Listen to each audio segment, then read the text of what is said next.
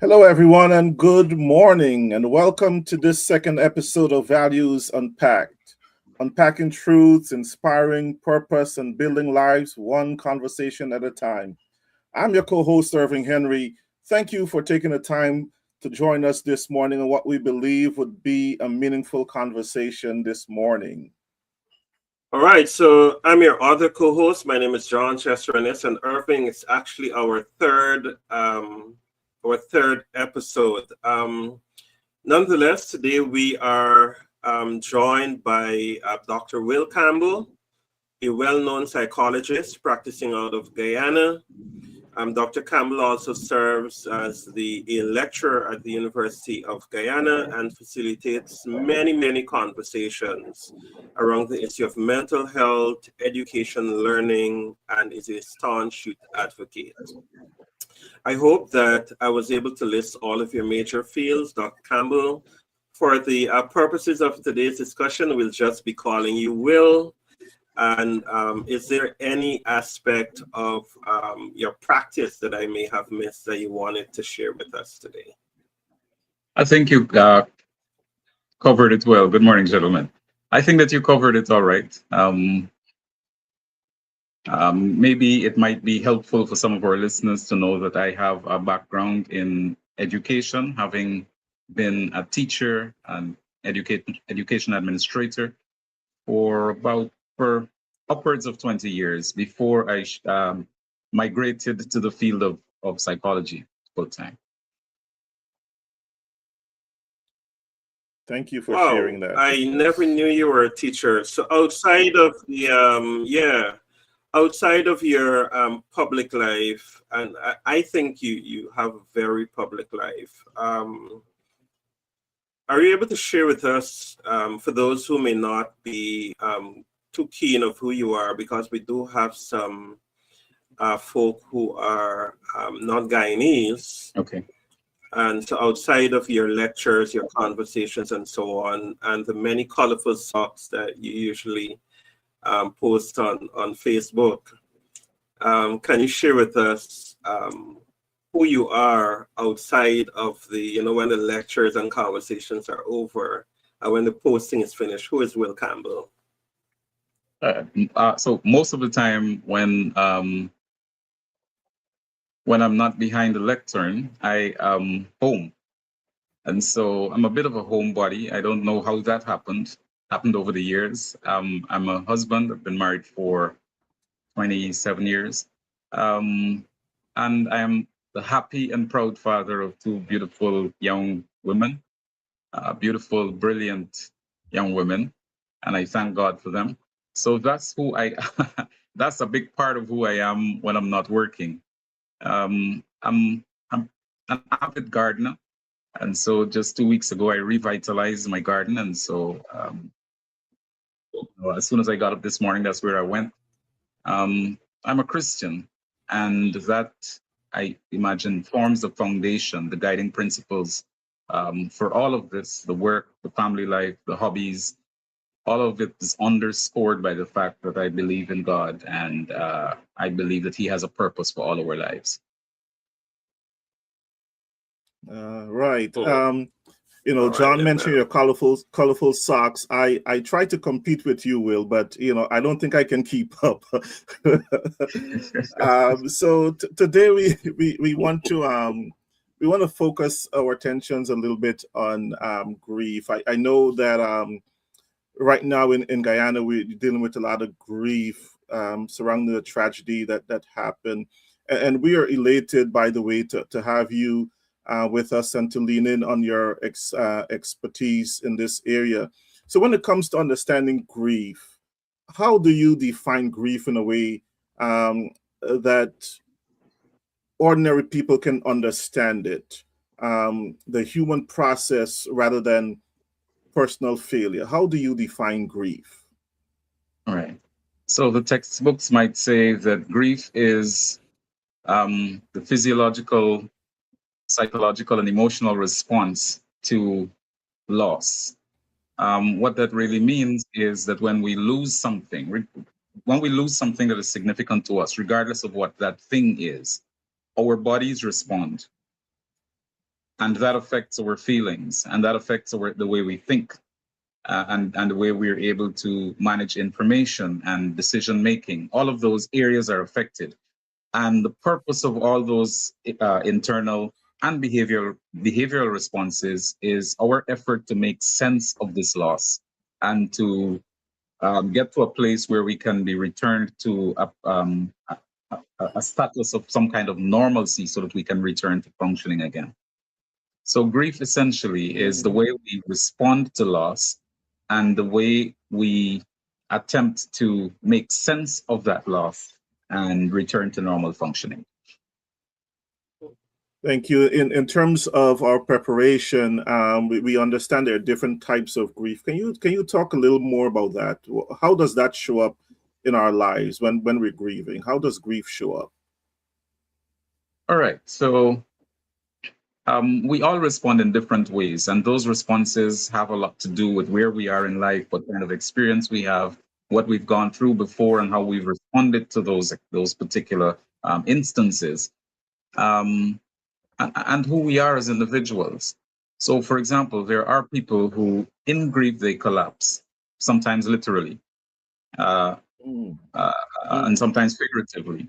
There are those people who their expression of grief is externalized in crying all the time, and then there are other people who would kick into action immediately.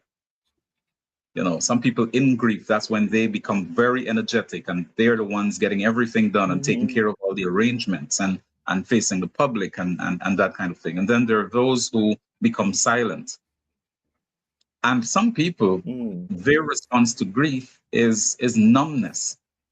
They don't feel anything.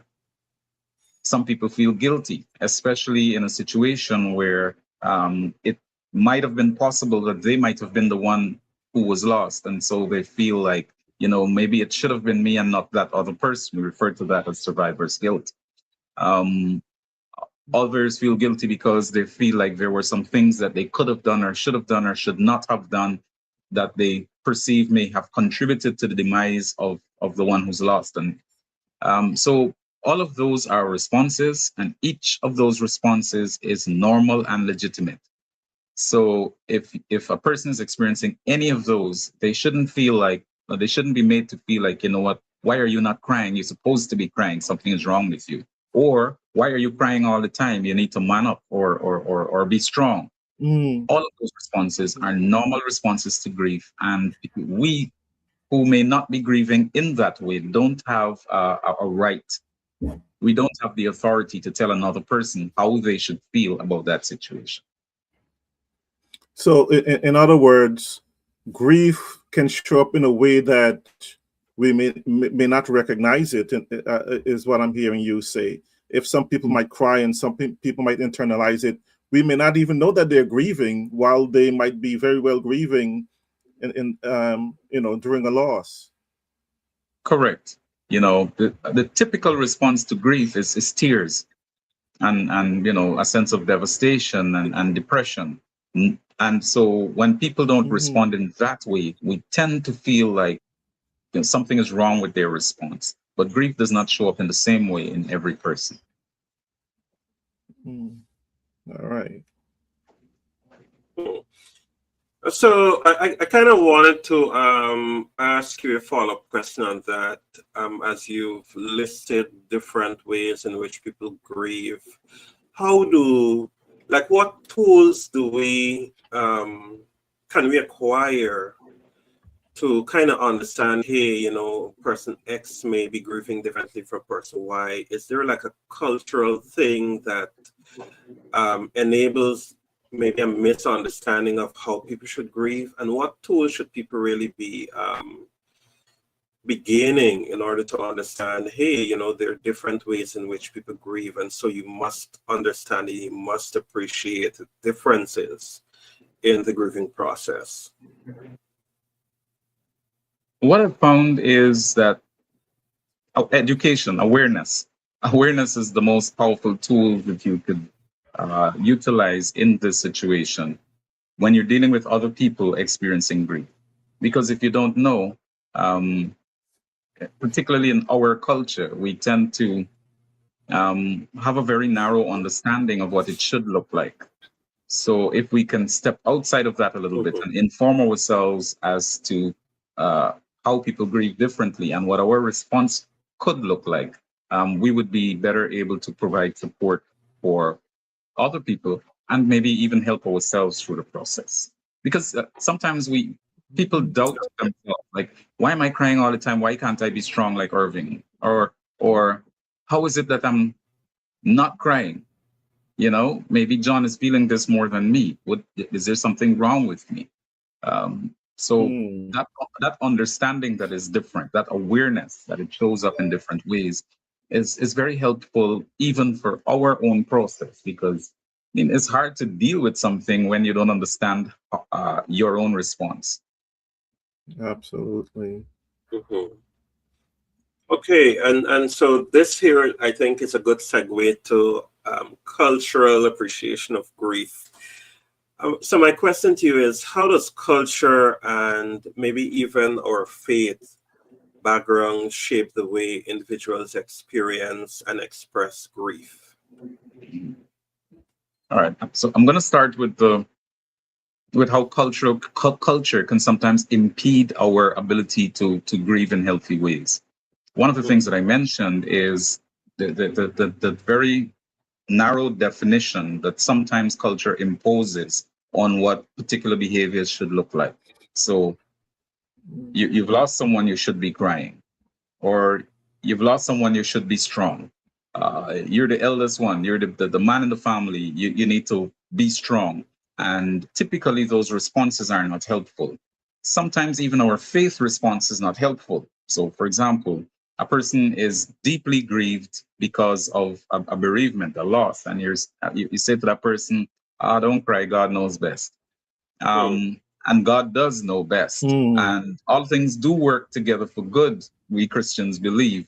But those are not the messages that a person needs to hear in that moment of intense grief. And so sometimes our cultural responses, including our faith responses, are not what is required in those moments. However, a lot of the things that we do culturally, the little rituals, are very helpful for people in the grieving process. One of the things that we do in our culture is we have the viewing of the body. That helps people to bring closure to a particular chapter, to a chapter in their lives involving the bereaved person or person. So the viewing of the body is helpful. The funeral, we have things like the wake that give people a kind of a window that helps to lead up to the finality of what is about to happen, of the experience that they're having. So these cultural expressions that we have, the funeral, the wake, the condolences, all of those help people to build a bridge between where they were before and where they're going to need to be in order to survive this loss. So our cultural practices are very important. And then there is the faith element. And even though during the grieving process, your faith can be shaken a little bit, that belief that there is a God who understands and who feels our pain and who provides support for us and who knows the end from the beginning, that helps people to manage the loss and the reality of that loss, and to bounce back and become more resilient. It has been found that people of faith tend to be more emotionally resilient and psychologically resilient than people who without those beliefs, without that kind of belief system. Yeah. Okay. Interesting. And so when it comes to issues of values, those values that we hold dear, and I do believe that there is an interconnection between our values and the faith that we exercise, the faith that we hold dear to. In your experience, which core values tend to emerge or be even strengthened during the grieving process or during seasons of loss? That's an interesting question. I think that an important core value that emerges is, and I'm not sure whether I should call this a value or a need, but the importance of social connection is important, and it emerges during that process, and compassion. Those are some of the areas that I think that come to the fore during this process. The importance of genuine social connection and compassion. And one of the reasons for that is when we're under stress, either the worst parts of ourselves emerge or the best parts of ourselves. And so if we have strong social connections, it helps us to navigate those difficult circumstances. And it helps us to know where we can lean for support during the process.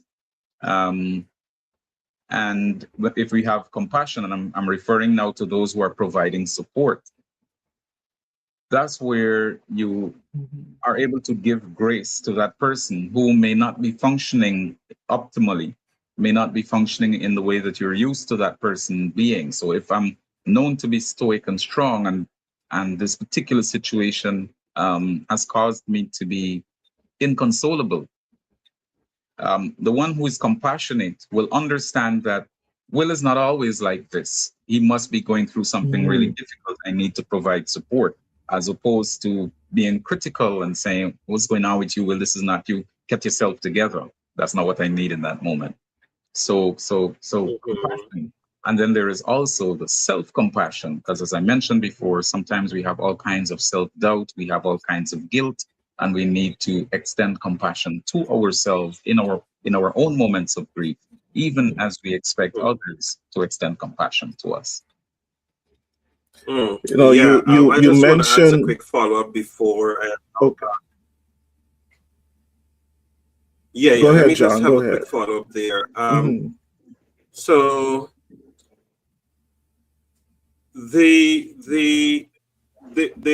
when people experience loss, and I'm not an expert on loss, I'm not an expert on grief, but I assume that sometimes people question their core beliefs, their core values when they experience these loss or experience grief. What would you suggest to people who are going through that process for, reconnecting with their core values when grieving makes them feel that sense of loss, or makes them feel lost and overwhelmed? Like, how do you propose that people find a reconnection to core values when those things happen? All right. I believe, and this is my, should I say, professional hypothesis, that the human brain, I imagine, is grounded in my spiritual beliefs as well, that the human brain was not designed to deal with death. The human brain was never designed to have to deal with death. And for evidence, I look at the fact that we all know that we're going to die, that we have, our time here is finite. We all know that those around us will die. And sometimes we have ample warning, we have an ailing parent, and we know that at some point it's going to be the end. But that does not dull the pain. Knowing that doesn't dull the pain, and it's still, a lot of us still react in shock, even though we know that this is, this is something that's going to happen. So we're not designed to deal with that. And so the brain of itself does not know how to respond. And so it shakes up everything that you're used to, and everything that you believe sometimes. And so you get to a place where you start to question your own values. In fact, a lot of people will tell you that after having lost someone, their whole lives changed because they realize that their value system, or they perceive that their value system was not ordered the way it should be. And so having experienced that loss, that whole value system gets shaken.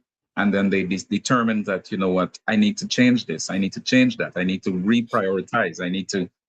So those are some of the things that can happen. And there are those who doubt everything they believe. So, for example, people of faith start wondering, this God who says he loves me, where is he now?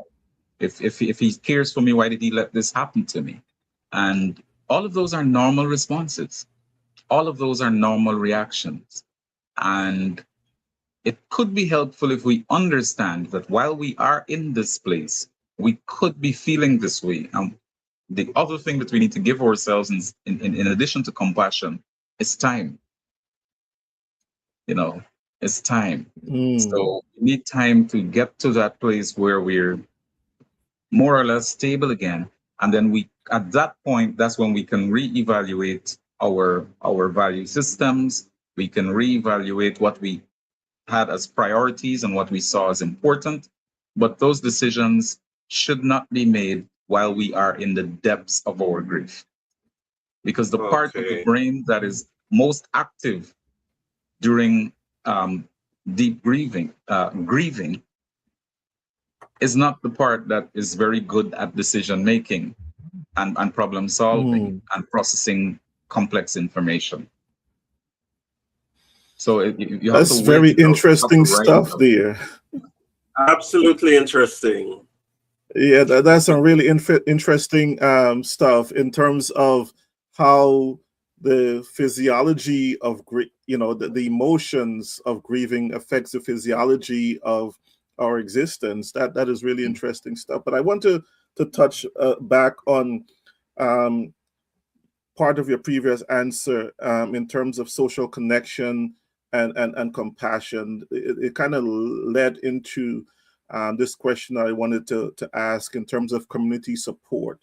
What role does our community play in sustaining someone who is grieving?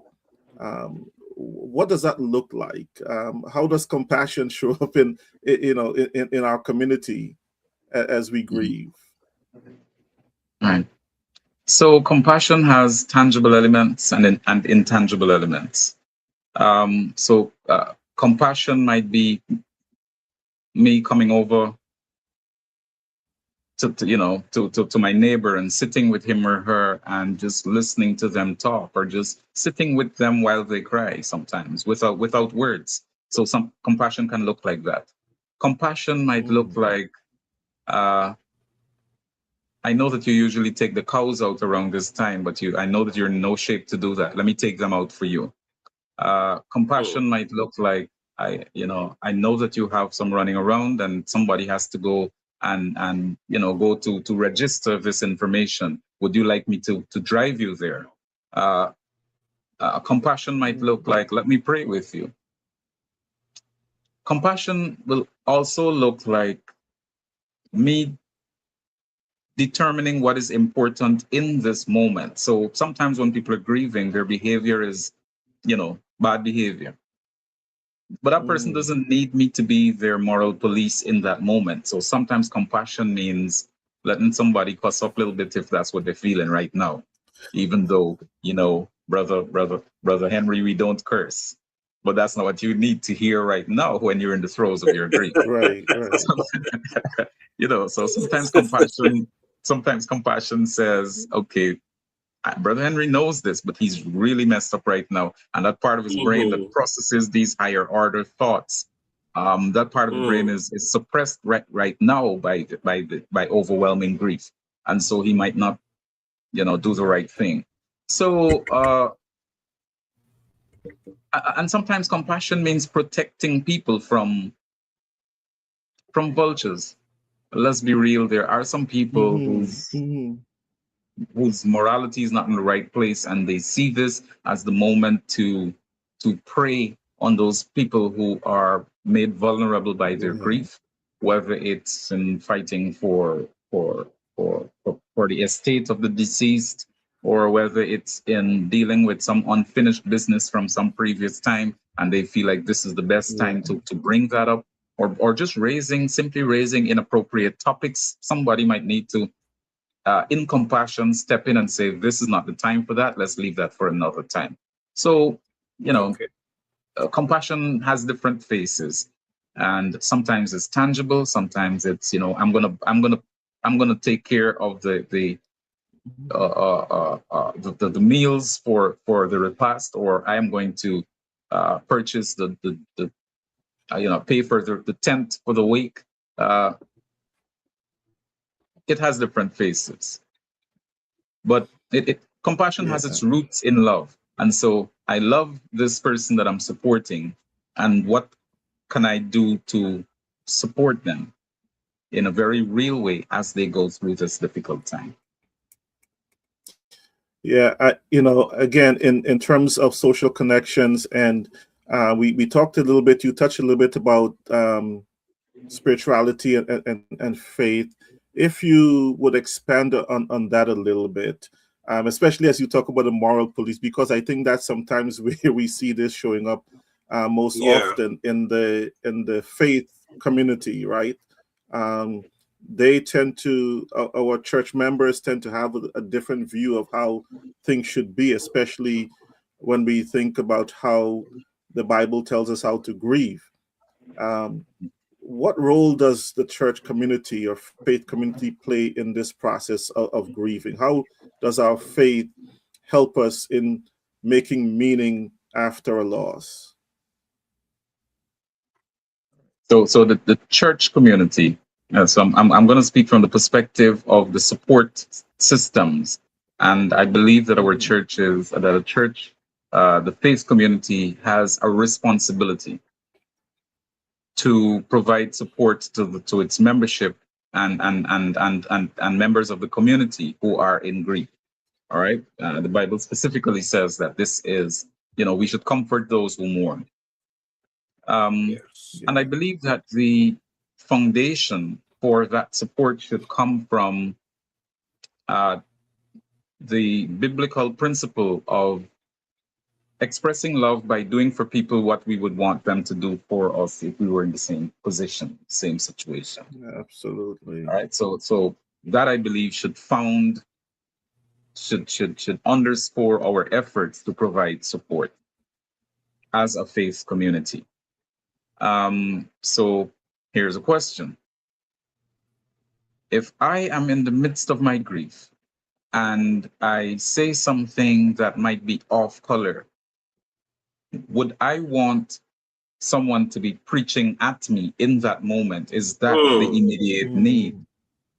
Right. And I think we have examples of, I can't think of an example in grief right now, but we have examples where Jesus pulled up his disciples about moralizing as opposed to taking care of needs. And so we have the situation where Jesus was getting ready for some kind of meeting with adult people, and the children came running in, and the disciples said, children are supposed to be here.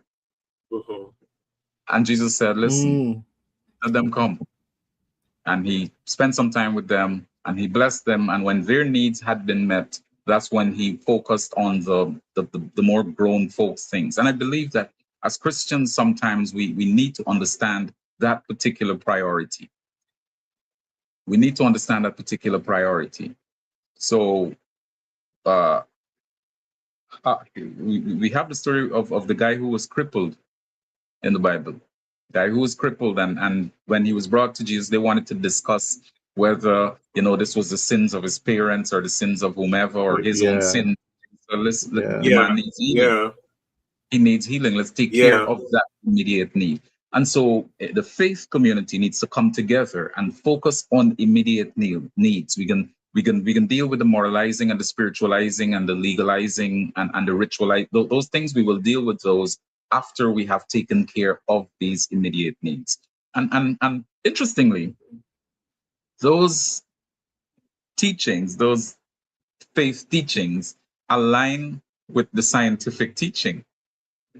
Psychology says that if a person's basic needs are not met, then that person does not have the capacity to deal with higher order thinking and reasoning. And that was in the Bible before psychology was invented.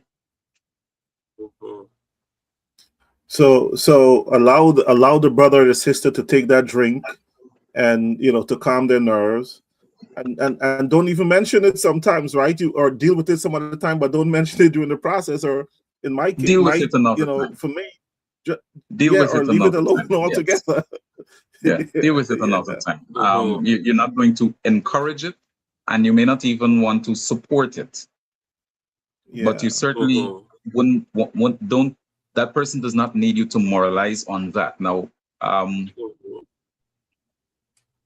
Irvin, if God forbid you're going through a difficult time and I see you drinking, I'm not going to preach on you about it. I might hide the rest of your drink though. yeah, yes, please do. But that's very interesting. But how will taking action in that moment help him with the grieving process? If he's venting in the grieving process, and you're saying to him, and this is taking away his drink, using that analogy. If he's venting in that grieving process, and you're saying to him, or anybody else is saying to him, or anybody, hey, stop venting. Um, how does that help the grieving process? Shouldn't we allow the grieving person to go through that process before we intervene, or should we intervene at all? Right. So the you have to kind of triage the situation. Is this something that is harmful in the immediate? Okay. Right? Is this Mm, harmful in the short term? So if I see you doing something as part of your grief journey that is going to cause harm in the long Mm-hmm. term, particularly immediate harm, then I need to step in and prevent you from harming yourself or from harming others. If it is something yeah. that will not, this is the time. So let me go back to the very terrible analogy that I used before, where Irving is drinking. And he says, uncle, whatever he wants to call me, I need to deal with this. I need, this is the only way I can. I'm not going to take away the glass he has in his hand, but I Hmm. might get rid of the bottle. Right. You understand? And after he has completed that Absolutely. glass, then I can divert his attention to something else that he could do to help him maneuver through this difficult process. All right? Because listen, Mm-hmm. if I feel like I've gone down a rabbit hole here. But if I feel like this drink is what I need right now, this is the only thing that can stabilize me, and you try to come between me and that drink, that's a whole different conversation. I can't listen to you anymore. Yeah. Nothing you say makes sense to me Hmm. anymore because Mm-hmm. my brain stem, my survival brain says, you have now become the enemy. Mm-hmm. Right. So Ah. very Mm, often in mm, our efforts to help people, we become their enemies.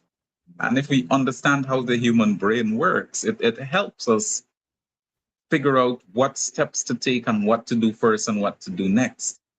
If I trying to take away your drink, now you can't listen to me. You can't hear me because I have trapped you in survival mode. And very often the bridge between a person's survival mentality, which is really an animal part of our brain, the part of the brain that's common to humans and animals. That's where we are when we're in survival mode. And the part of our brain that makes us human, which is the prefrontal cortex. Humans have the largest prefrontal cortex uh, by volume.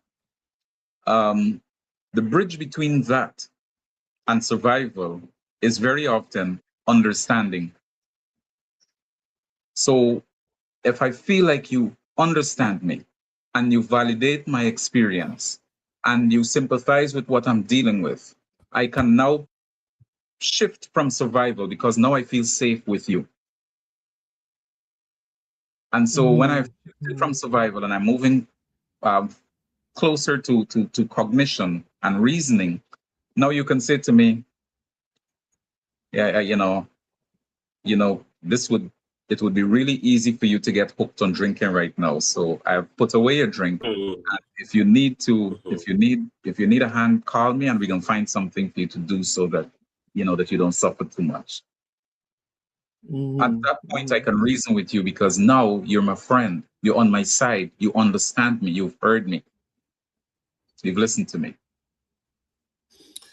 I want to follow up on that and want you to expand a little more. Not specifically on that, but earlier in one of the first questions, we talk about education and educating people. This stuff that you're sharing here is so enlightening and informative. How do we get our people to understand these things? How do we disseminate this information so the wider population, in our communities understand this? Because I can imagine a lot of damage is being done when people are in the process of grieving, while in a good attempt to help. We all mean well. How do we educate our community about these things? I think that situations like the one that is topical in Guyana right now, these situations form a good catalyst for continued and ongoing educational efforts. So this is happening now, and we're hearing from different experts and practitioners in the area. Why not let us continue this conversation so that other people get to hear it? Because typically we only do this reactively. So and this particular podcast has just started, so this is not an indictment on this effort here, but we very likely will not have been having this conversation had the MV Barima not gone down 2 weeks ago. Most of the people You're that I have absolutely correct. conversations with will not have been having these conversations then. But now that this has happened, we are now aware that these are conversations that need to be had. So let us, even after this has normalized, continue to have these kinds of discourses and discussions. Because the truth, in reality, we learn best when our hearts are at ease. And so there are people who might be watching this right now who will not glean as much as they could have because they are grieving.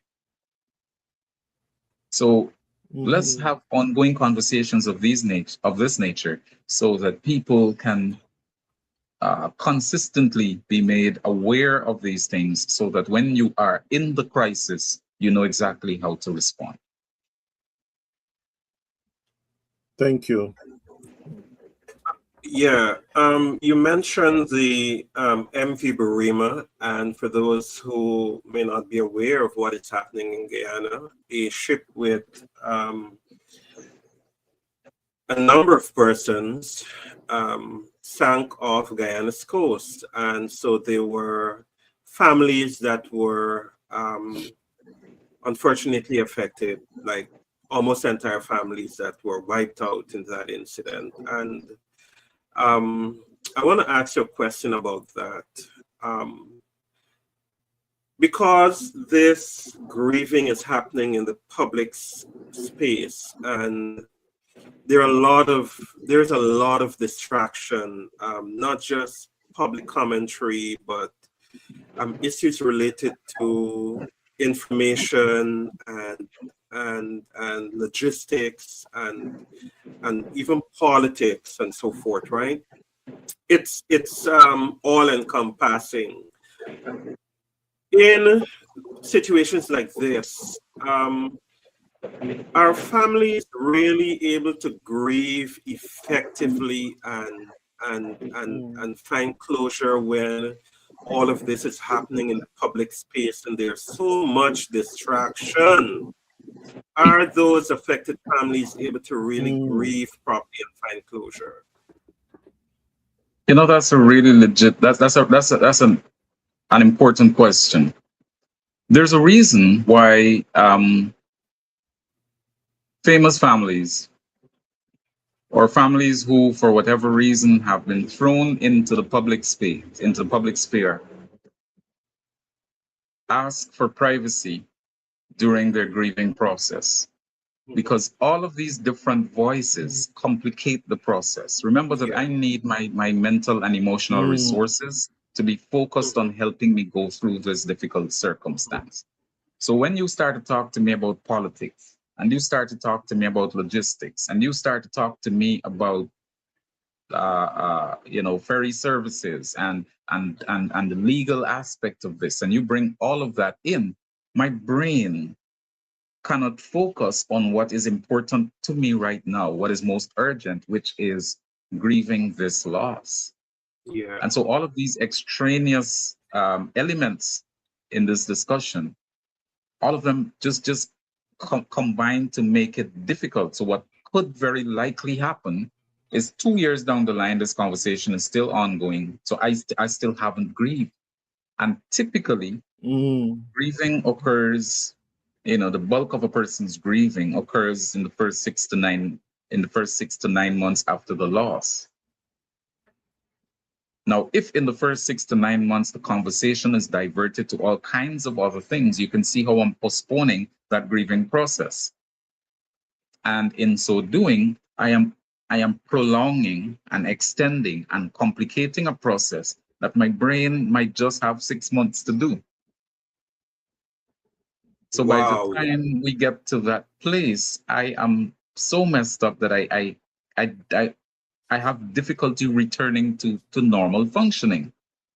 And so now I have anxiety or depression or schizophrenia or bipolar disorder, and certainly post-traumatic stress disorder. Now I have a mental illness or mental disorder on top of the grief that has not been processed. That is absolutely mind-blowing in many ways. And so our prayers continue to be with those families well, and we really hope that they are able to find closure. But talking about closure also, when we talk about grief, it means that there's been a rupture, which also begs the question of when would healing happen? And so my question to you is, does healing from grief mean merely moving on, or is it more accurate to think of grief and the grieving process as learning to move on? Yeah, I think in your question you've answered it better than I probably would have. So grief is not moving on, because you never really overcome in the context of losing a loved one, you never really overcome that loss. And for example, I have experienced situations where parents in their 90s saw a photograph or were drawn into a conversation about their child that they had lost 70 years ago. And they were crying as though it just happened. So you never overcome it, really. You never overcome that loss, but you learn how to manage without that person. So like you correctly stated, grief is more about learning how to deal with the loss than dealing with the loss. However, you do get to a point eventually where there is some measure of closure and acceptance, and you're able to return to a measure of normalcy. By the way, it's now your new normal. So you're able to, over a course of time, formulate your new normal. And so the average person in 6 months, 9 months, maybe 12 months, and I don't know why we tend to move in multiples of 3. Somewhere along that timeline, we're normal again. If at the 12-month, somewhere between 9 and 12 months, an individual is still in the same emotional space they were when they got the news of the loss, then it becomes what we call in psychology complicated grief. And that suggests that there are some circumstances, some underlying circumstances that have not been dealt with, that are, those circumstances are not allowing that person to move, to graduate to the point where they are now able to cope. And so at that stage is where people need psychological and sometimes psychiatric help. Okay, I was going to ask about that. And so which says to me that there are barriers to healing. And so what beliefs, what habits are most common in those cases where healing is blocked, and how can people gently work through them? Right. That's a complex question, because the barriers are, there's a long list of barriers. I'm going to try to itemize the ones that come to memory. Guilt is a big barrier to grief, or any form of what I call unfinished business. So, for example, in the case of a husband and wife, we had plans, and we were never able to, those plans will never materialize. So now I have to go back to the drawing board and start over, because this plan never included just me. So there is that. There is the unfinished business aspect of it. There is the guilt that I could have done something to help you, or I think that I should have been able to do something to save you, and I was not able to do that. That could be problematic. Another problematic thing would be a lack of proper social support. And sometimes the social support shows up in numbers, but not in quality. And so lots of people show up, and everybody's helping me do something, but the words that they are saying, the things that they're telling me are not supporting my grief process. In fact, some of them are making things worse for me. So now you've introduced ideas into my mind that make it more difficult for me to go through this. So those are some of the things that can cause a person to be. And another thing would be a personal degree of resilience. And there's so many things that affect a person's resilience. But if a person has had a lifetime of trauma, for example, and abandonment, and this person that they've now lost is the one person that they depended on for support, you can see how that can be problematic. Yeah. This is the only person in my life that has meant this for me, and now they're no longer there. I feel like I can't carry on.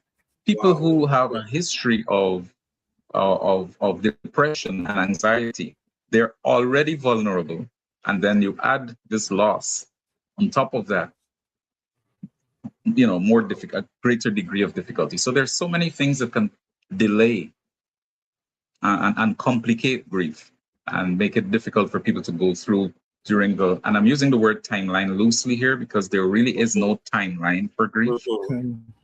But there's, on average, people somewhere around that 9-month mark are able to start living again. So there's so many questions that are coming to my mind to ask, but our time is limited. We don't have unlimited amounts of time. But I want to ask this question before I go to the next question, as we begin to wind down to get to more practical things. We've been talking about grief in relation to death. Are there other events that lead to grief as well?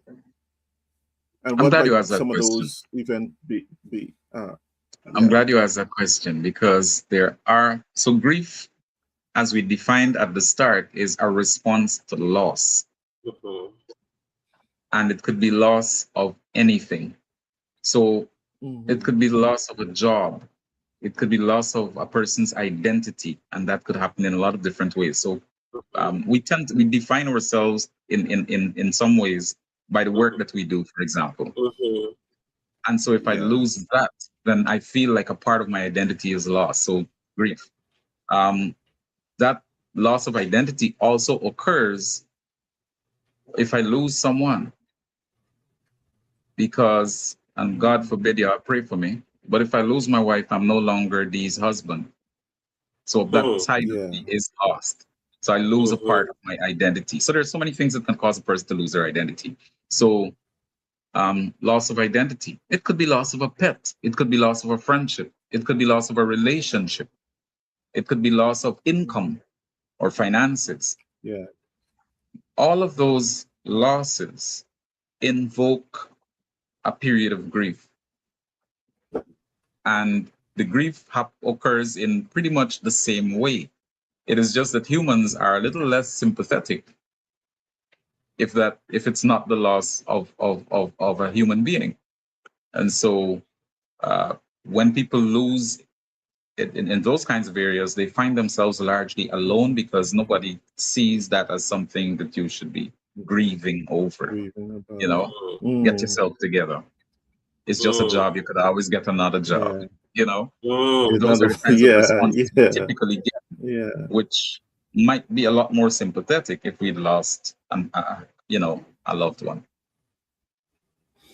Yeah. So with a better understanding now of grief, that grief can happen in various ways outside of death. Um, we our platform is about values. So what practical guidance can you give us, our audience, for someone to take to begin reconnecting with the values that can sustain them during these periods of grief? Awesome. We're all going to experience loss in our lives repeatedly. And while we may not be prepared to deal with some of those losses, we can build a level of resilience that will allow us to bounce back from those losses.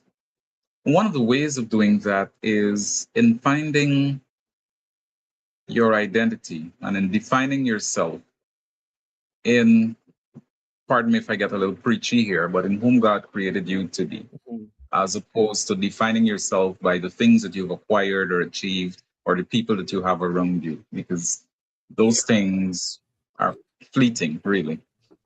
Yeah. So we have to learn to define ourselves by what lasts, and the only thing that lasts are those things of God. So that's one thing.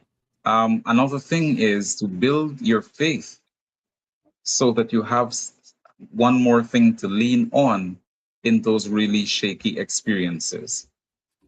Right. So build your faith, build your understanding of who God is. Do those things while you are in a good space. That's when we tend to forget about those things, but that's when we need to really build it up, because we're going to need those reserves in those difficult times. So work on building your faith. Another important thing that I think we forget sometimes is to establish strong social support systems. We need people. And even in those times of bounty and plenty, those times of ease, when we forget that we need people, we need to continue to build strong relationships, because nobody's life, is mountaintop all the time. There are valley experiences, and we can need those people in the valley experiences. And sometimes the way to build that is to be supportive with other people in their valley experiences. Related to that is that when we help people, we are essentially depositing into our compassion accounts. So every time I help someone, I am making a deposit into someone else's helping me when I need it. And it is important to understand that your help doesn't always come directly from the person or persons that you have helped. Sometimes we look for those people to be grateful. It's not always going to happen that way. But if you are kind and compassionate and helpful and generous, it will come back to you. So these are things that we can. These are some of the things that we can do in our effort to get to a place where we are supported when we are in need. Another important thing too is to deal with our own traumas, because every unhealed trauma weakens you and makes you less resilient. And sometimes we forget traumas instead of healing them. In fact, society pushes you to forget it. Ah, man, forget about it. Don't worry, that's in the past. But it's bothering you. So we push it to the back of our minds, and then it is triggered when the next crisis comes up. So now in this crisis, I'm not just dealing with this crisis, but those unresolved hurts that I've been pushing to the back of my head that I should have processed and worked through. And sometimes in order to deal with those, you need to go see a therapist. And I almost feel guilty every time I say this because it sounds like I'm trying to advertise my services, but I'm not. We need, some of us need to go sit with somebody, and there's nothing wrong with that.